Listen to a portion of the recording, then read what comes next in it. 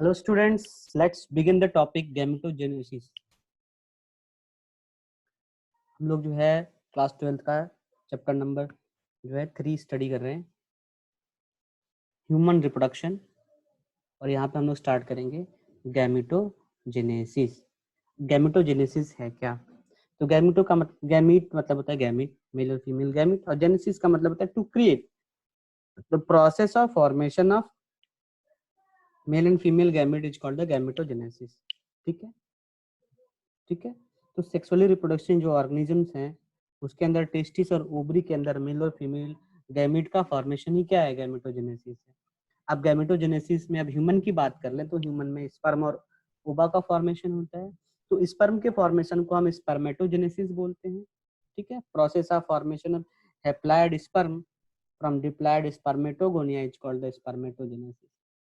और फीमेल के अंदर एग का formation that is oogenesis, formation of haploid egg from the diploid germ cell in the ovary is called the oogenesis। अब spermatogenesis में हम लोग देखेंगे कैसे स्पर्मेटोजेनेसिस का प्रोसेस आगे प्रोसीड करता है। देखिए, जो स्पर्मेटोजेनेसिस है इसके 4 फेज हैं। 4 फेज कौन कौन है? Multiplication phase, growth phase, maturation phase और ये डिफरेंशिएशन फेज। ठीक है, तो सबसे पहले हम लोग मल्टीप्लीकेशन फेज देखेंगे। ठीक है, मल्टीप्लिकेशन में क्या होता है? मेल जर्म सेल का नाम यहाँ पे स्पर्मेटोगोनिया है। ठीक है, ये प्रेजेंट कहाँ रहता है? Present on the inside wall of seminiferous tubules, हम लोगों ने पढ़ा था पिछले लेक्चर में। ठीक है, ये यहाँ पे सबसे पहले देखेंगे मल्टीप्लिकेशन में यहाँ पे माइटोसिस डिवीजन होगा, यानी कि इक्वेशनल सेल डिवीजन होगा। और जो स्पर्मेटोगोनिया है वो क्या करेगा? इंक्रीज करेगा नंबर में, इंक्रीज इन नंबर। तो देखिए प्यूबर्टी पे यहाँ देखिए स्पर्मेटोगोनिया नंबर में इंक्रीज कर रहा है। पहले यहाँ पे देखिए 2 बन रहा है, 2 से 4 बन रहे हैं। इस तरीके से सभी जो स्पर्मेटोगोनिया है वो नंबर में इंक्रीज करेंगे। बट याद रहे कि नंबर ऑफ, अब ये सभी डिप्लॉयड है, नंबर ऑफ क्रोमोसोम जो है वो 46 है, डिप्लॉयड सेल्स है। ठीक है, तो ये माइटोसिस डिवीजन हो रहा है स्पर्मेटोगोनिया में और ये नंबर इंक्रीज कर रहे हैं और बना रहे हैं प्राइमरी स्पर्मेटोगोनिया। देखिए अब growth phase, spermatogonia grow and increase in size and form the primary spermatocyte. तो ये देखिए ये प्राइमरी स्पर्मेटोसाइट ये ग्रो कर रहे हैं और इंक्रीज कर रहे हैं साइज में, तो ये प्राइमरी स्पर्मेटोगोनिया होंगे। और यहाँ पर भी नंबर ऑफ क्रोमोसोम्स यानी 46 यानी कि डिप्लॉयड स्टेज है। आगे मैच्योरेशन फेज देखेंगे। So formation of spermatogonia, sorry sum of spermatogonia called primary spermatocyte. देखिए प्राइमरी स्पर्मेटोसाइट बन गई है माइटोसिस डिवीजन से, साइज में और नंबर में इंक्रीज हुआ है यहाँ पे। ठीक है, अब पीरियोडिकली अंडरगोज मियोसिस। ठीक है ना, ये मियोसिस इसमें अब होगा। अब आपको पता है कि मियोसिस क्या है? रिडक्शनल डिवीजन है, number of chromosome become half in meiosis division as present in their parent cell. तो primary spermatocytes complete the first meiosis division. आपको पता है कि मियोसिस में 2 स्टेज हैं, मियोसिस फर्स्ट, मियोसिस सेकंड। तो यहाँ देखिए मियोसिस फर्स्ट डिवीजन हो रहा है। तो मियोसिस फर्स्ट में एक स्पर्मेटोगोनिया से, जो प्राइमरी स्पर्मेटोगोनिया है उससे 2 सेकेंडरी स्पर्मेटोसाइट्स बनेंगे। ये देखिए ये प्राइमरी स्पर्मेटोसाइट्स हैं और इसी प्राइमरी स्पर्मेटोसाइट्स में मियोसिस जब फर्स्ट डिवीजन होगा तो 2 सेकेंडरी स्पर्मेटोसाइट्स बनेंगे और ये क्या होंगे? हैप्लॉइड होंगे, क्योंकि मियोसिस फर्स्ट डिवीजन ही क्या होता है? हैप्लॉइड होता है। Number of chromosome become half. तो यहाँ पे नंबर ऑफ क्रोमोसोम कितने थे? 46, वो कितने हो गए? हाफ, 23। ठीक है, तो यहाँ पे देखिए 2 हैप्लॉइड सेल बने, इसको सेकेंडरी स्पर्मेटोसाइट बोलेंगे। अब सेकेंडरी स्पर्मेटोसाइट, मियोसिस फर्स्ट तो हो गया, अब मियोसिस सेकंड बाकी है। So which have only 23 chromosome. These secondary spermatocyte undergo the second mitotic division to produce equal haploid spermatids। आपको पता है कि एक बार मियोसिस होता है तो 4 सेल बनते हैं, क्योंकि मियोसिस फर्स्ट में 2 सेल बनेंगे और वही सेल नेक्स्ट मियोसिस सेकंड में डिवाइड हो जाके 4 बनाएंगे। तो यहाँ जो प्राइमरी स्पर्मेटोसाइट्स हैं वो डिवाइड होकर के सेकेंडरी स्पर्मेटोसाइट्स बनाए, जिसमें 23 क्रोमोसोम हो गए, हाफ हो गए, यहाँ पे 46 थे। और फिर इसमें मियोसिस सेकंड हुआ है तो क्या बने हैं? स्पर्मेटिड्स। ये सभी हैप्लॉइड सेल हैं। ठीक है, नंबर ऑफ क्रोमोसोम यहाँ पे 23 है। ठीक, अब अगला हम लोग पढ़ेंगे डिफरेंशिएशन, क्योंकि हम लोग यहाँ पे स्पर्मेटिड्स बन गया। अब स्पर्मेटिड से स्पर्मेटोजोआ बनेगा, देखेंगे। The spermatids are transform, change होगा spermatozoa by the process of spermatogenesis. Spermatogenesis process, पूरा प्रोसेस ही स्पर्मेटोजेनेसिस है। तो इसमें स्पर्मेटो जो स्पर्मेटिड्स हैं वो स्पर्मेटोजोआ यानी कि स्पर्म में क्या होंगे, ट्रांसफॉर्म हो जाएंगे। ठीक है। अब देखिए स्पर्म में आपको पता है कि हेड होता है, मिडिल पीस होता है, टेल होता है। तो हेड जो होता है इसका वो किससे अटैच होगा, सार्टोली सेल से। बताया था आपको कि दो टाइप की सेल होती है सेमनीफेरस ट्यूब्यूल्स में, एक जर्म सेल होती है जो स्पर्मेटोजोआ बनाएगी, और दूसरा सार्टोली सेल होती है जो न्यूट्रिशन प्रोवाइड करती है। तो जो हेड होगा वो सार्टोली सेल में अटैच हो जाएगा, ड्रॉ हो जाएगा, अटैच हो जाएगा, और वो सार्टोली सेल से न्यूट्रिशन प्रोवाइड करेंगे। ठीक है। और finally release from the seminiferous tubules when the process of spermiation, जब स्पर्मेशन प्रोसेस कंप्लीट होगा तो वो वहां से रिलीज हो जाएंगे। यहाँ पे हम डायग्राम के बेसिस पे आपको बता दें। देखिए प्राइमरी स्पर्मेटोगोनियम है, इसमें माइटोसिस डिवीजन होगा, माइटोसिस सोमैटिक डिवीजन। तो ये देखिए साइज में बड़ी हो गई हैं, नंबर में भी इंक्रीज कर रही हैं। ये प्राइमरी स्पर्मेटोसाइट है। और प्राइमरी स्पर्मेटोसाइट्स जो है इसमें अब माइटोसिस होगा। ठीक है। तो ये माइटोसिस होगा। तो सेकेंडरी, पहला माइटोसिस,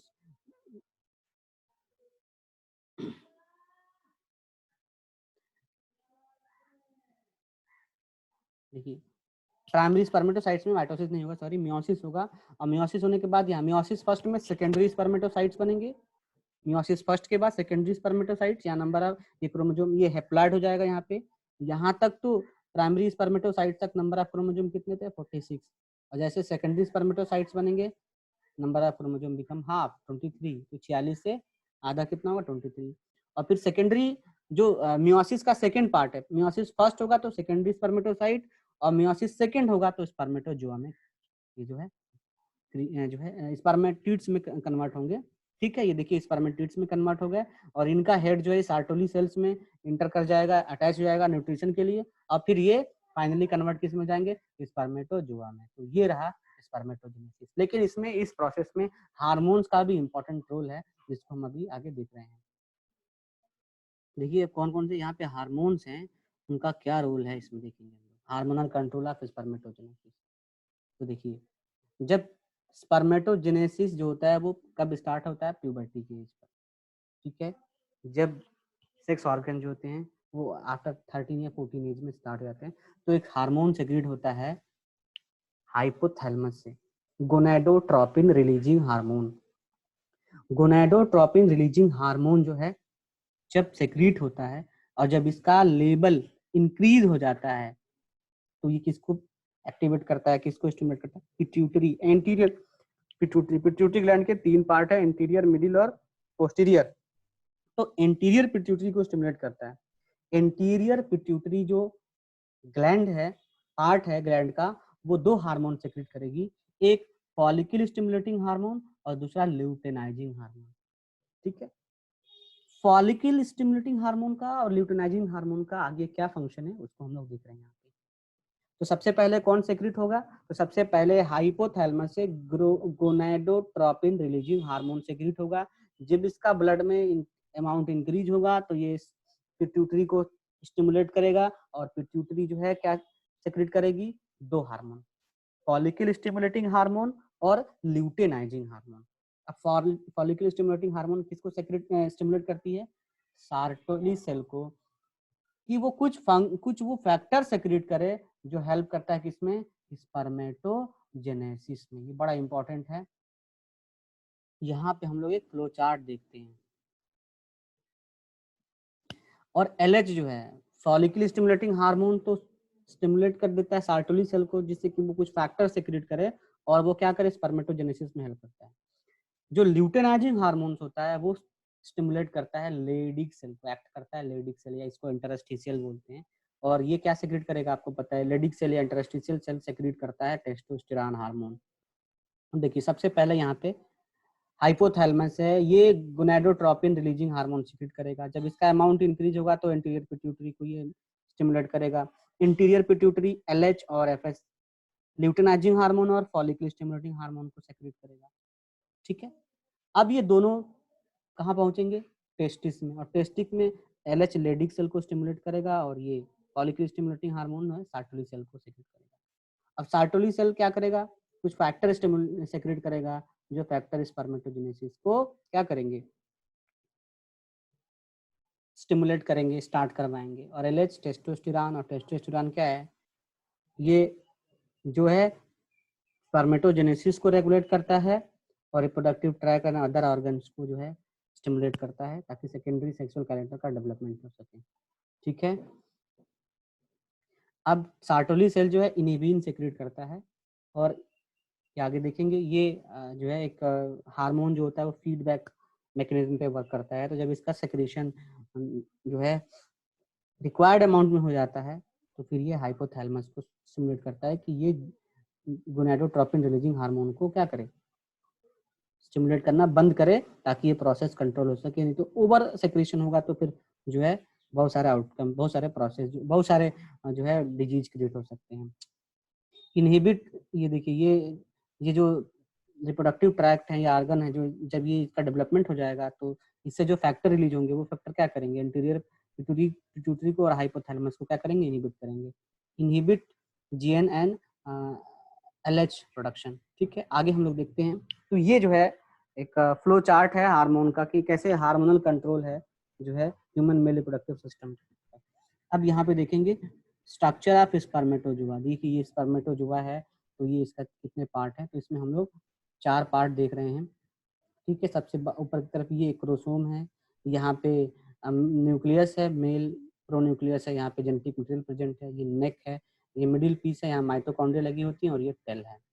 अब आगे देखेंगे तो स्ट्रक्चर ऑफ स्पर्मेटोजुआ यानी कि स्पर्म की बात करें तो 4 पार्ट हैं, हेड, नेक, मिडिल पीस और टेल। ठीक है, और टेल जो है उस पे कवरिंग है प्लाज्मा मेम्ब्रेन की। Head is enlarge end of sperm, बड़ा इंड है, बड़ा बड़ा सा लगता है, बहुत बड़ा इंड है। ठीक है, और इसमें लार्ज हैप्लॉइड न्यूक्लियस प्रेजेंट होता है जिसमें क्रोमोसोम प्रेजेंट रहते हैं। ठीक है, और एक्रोसोम से वो कैप्ड होता है, ऊपर से बंद होता है जो हेड होता है। एक्रोसोम के अंदर हाइड्रोलाइटिक एंजाइम होते हैं, स्पेशली लाइजोजोम्स होते हैं, और एक्रोसोम का फॉर्मेशन जो है वो गोल्गी बॉडी करता है। ठीक है, और ये एंजाइम यहाँ पे हाइड्रोलाइटिक एंजाइम क्यों प्रेजेंट होते हैं, जब फ्यूजन होता है एग से तो जो सबसे का बाहरी लेयर होता है कोरोना रेडिएटा, बहुत ही टफ लेयर होता है, तो उस लेयर को डिसॉल्व करने के लिए इसमें हाइड्रोलाइटिक एंजाइम होते हैं। तो फर्टिलाइजेशन में क्रोमोसोम का बहुत इंपॉर्टेंट रोल है। दूसरा है नेक। नेक में प्रॉक्सिमल और डिस्टल सेंट्रियोल होते हैं। प्रॉक्सिमल सेंट्रियोल जो होता है, सेंट्रियोल आपको पता है कि इनमल सेल में होता है और सेल डिवीजन को इनिशिएट करता है। तो जो फर्स्ट आप जब जाइगोट बनता है तो उसके बाद जो फर्स्ट क्लीवेज होता है, डिवीजन होता है जाइगोट में, उसके लिए प्रॉक्सिमल जो है सेंट्रियोल इंपॉर्टेंट होता है, और डिस्टल सेंट्रियोल जो होता है वो टेल फिलामेंट से कनेक्टेड होता है। तीसरा पार्ट होता है मिडिल पीस। इसमें बहुत सारे माइटोकॉन्ड्रिया होती है जो सीमेन में स्पर्म फ्रक्टोज शुगर को यूज करके एनर्जी बनाती है, और वो एनर्जी जो होता है फैसिलिटेट करता है मूवमेंट को, टेल को एनर्जी प्रोवाइड करता है जिससे कि स्पर्म मूव करता है। ये मोटिलिटी के लिए और फर्टिलाइजेशन के लिए इंपॉर्टेंट है। जब मोटिलिटी होगी तभी तो फर्टिलाइजेशन होगा, तभी तो एग तक पहुंचेगा। ठीक है, अब tail consist of axial filament. ये फिलामेंट इसमें रहते हैं और उसमें प्लाज्मा मेम्ब्रेन से कवरिंग होती है इसकी। ठीक है, फिलामेंटस होता है, ये फिलामेंट कैसे बना होता है, और ये स्पर्म के स्विमिंग और जो है फ्लूइड मीडियम में हेल्प करता है। और जब एक बार कोइटस होता है ह्यूमन में, तो ह्यूमन मेल में जो इजैकुलेशन होता है उसमें 200 से 300 मिलियन स्पर्म जो होता है एक क्वार्टस में जो होता है वो प्रेजेंट रहते हैं।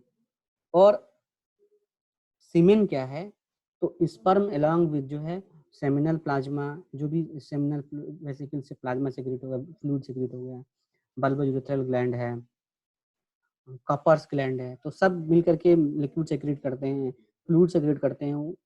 तो sperm along with that fluid is called the semen. तो यहाँ तक हम लोगों ने यहाँ पे स्पर्मेटोजेनेसिस को कंप्लीट किया। नेक्स्ट वीडियो में हम लोग oogenesis के बारे में स्टडी करेंगे।